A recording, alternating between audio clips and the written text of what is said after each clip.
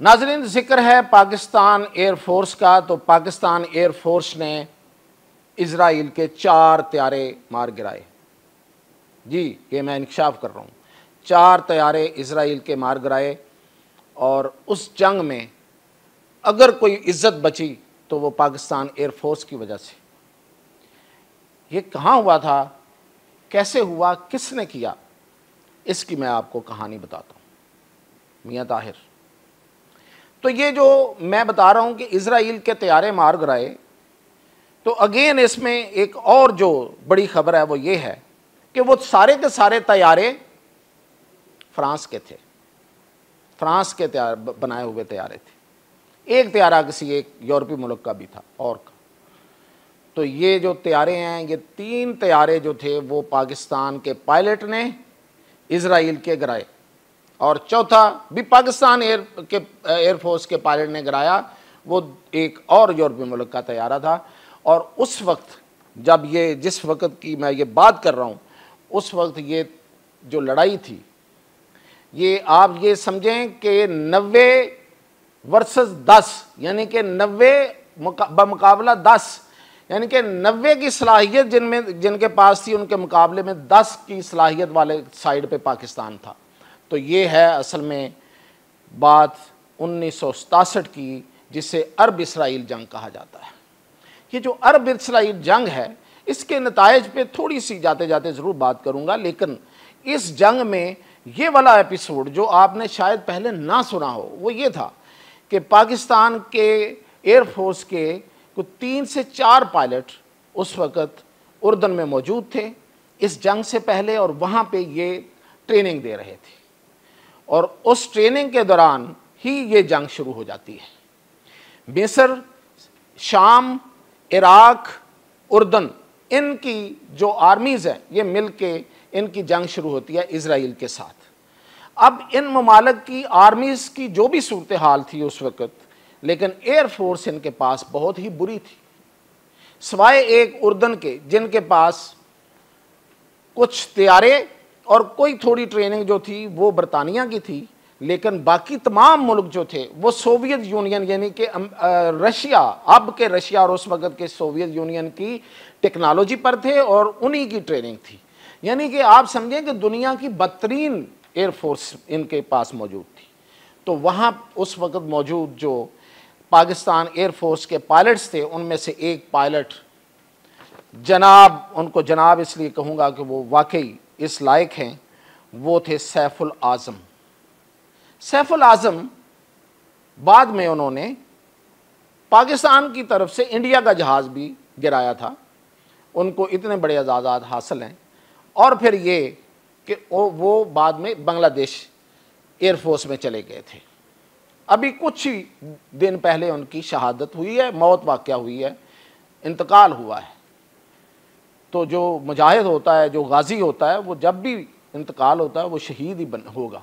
तो ये जो सैफुल आज़म है, ये एक तैयारा, उसका नाम था हॉकर हंटर। हॉकर हंटर एक तैयारा सिंगल सीटर, ये उसको उड़ा रहे थे और इन्होंने 3 जहाज़ गिराए। 2 जहाज़ पहले उन्होंने उर्दन की तरफ से उस उर्दन की एयर बेस को बचाते हुए गिराए, और उन जहाज़ों का नाम था, एक था ट्रांससोनिक डसॉल्ट मिस्ट्रे और दूसरा था डसॉल्ट मिराज 3। इन दोनों कंपनियों के जहाज़ जो इजरायली पायलट उड़ा रहे थे और उनके पास अमेरिकी ट्रेनिंग थी और अमेरिकी टेक्नोलॉजी थी, उसके मुकाबले में ये सैफुल आज़म इस तैयारे में, एक सिंगल सीटर तैयारा, एक पुराने तैयारे में उर्दन की एयर बेस से उड़ते हैं और ये इजराइल की जो उस वक्त फार्मेशन आ रही थी एयरफोर्स की, उसका मुकाबला करते हैं और इन दोनों तैयारों को गिरा देते हैं, जिसके बाद इजरायली एयरफोर्स जो है वो वापस चली जाती है और उर्दन की ये एयर बेस जो है वो बच जाती है। ये मैं जो लड़ाई टोटल सैफुल आज़म ने लड़ी है, ये 5 से 7 जून 1967 के दरमियान की लड़ाई है। अगले ही दिन सैफुल आज़म को इराक भेज दिया जाता है और वो इराक की एयर बेस से एक जहाज़ उड़ाते हैं और वहाँ हमला करने के लिए आने वाली जो इजरायली फॉर्मेशन है उसको अटैक करते हैं और उसको आगे से एक जहाज उसका गिराते हैं तो उससे भी वो वापस चली जाती है। इस तरह से सैफुल आजम ने 2 दिनों में 2 एयर बेसेस का तहफ़्फ़ुज़ किया है। 2 एयर बेसेस बचाई, एक उर्दन में और एक इराक में, और इजराइल के 2 तैयारे एक जगह और एक तैयारा एक जगह पे गिरा के अरबों पर अपना एहसान कर दिया। अब ये जंग जाहिर है, आपको पता है कि ये जंग जो है वो अरब जो थे वो हार गए थे। अरबों का ये इत्तेहाद, ये जंग हार गया था इसलिए कि ना उनके पास एयरफोर्स थी, ना उनके पास कोई फ़ौजें थीं, और उस वक़्त की क़यादत की जो मुनाफ़क़त थी और जो उनकी गद्दारी थी वो भी शामिल थी। कहा जाता है कि जमाल अब्दुल नासिर ने शाह उर्दन को कहा कि आप बेफिक्र हो जाए, मेरी फ़ौजें जो हैं वो टेल अवीव में दाखिल हो रही हैं, जबकि वो कहीं थी नहीं। उनको इजराइली एयर फोर्स ने तबाह कर दिया हुआ था, और इस वजह से शाह उर्दन जो हैं उन्होंने भी अपनी फ़ौजें रोक ली और अरब जो हैं वो ये जंग हार गए, और बहुत बुरी तरह हार गए।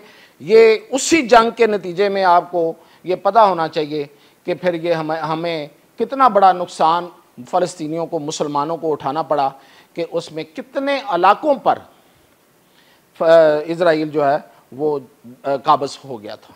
और इसी जंग की वजह से, ये जो जंग अरबों ने हारी, इस जंग की वजह से, इस शिकस्त की वजह से इजराइल को इस पूरे खित्ते पर एक बरतरी हासिल हो गई थी। और उसने ना सिर्फ ये कि ये जो 6 दिन की जंग है इसमें उसने अरबों पर बरतरी हासिल की, बल्कि इसके अलावा उसने मिडल ईस्ट का जोग्राफिया ही तब्दील कर दिया। और सिनाई डेजर्ट मिस्र का इलाका जो सहराए सिनाई कहलाता है, और मगरबी किनारा फ़लस्तीन का, और शाम की गोलान हाइट्स उसके कब्ज़े में आ गई। तो ये जंग तो हार गए अरब, लेकिन पाकिस्तानी पायलट ने अपना एहसान हमेशा के लिए अरबों के सर पे रखा, और ये पायलट जो है ये आज भी अरबों के यहाँ एक हीरो के तौर पे है, और वो उसको याद करते हैं। और इसको 3 मुल्कों ने अवार्ड्स दिए, उर्दन, शाम और इराक ने।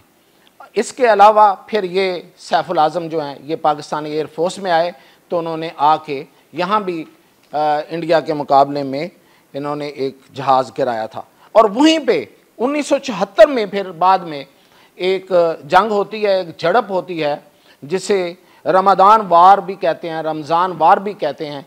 ये 1973 में शुरू हुई थी और 1974 तक ये जंग फिर रही, मुख्तलिफ झड़पें। और उसमें भी एक पाकिस्तानी पायलट जिनका नाम अब्दुस्तार अलवी था, उन्होंने सीरिया में जहाज़ उड़ाते हुए इजराइल का एक जहाज़ जो था वो गिराया था।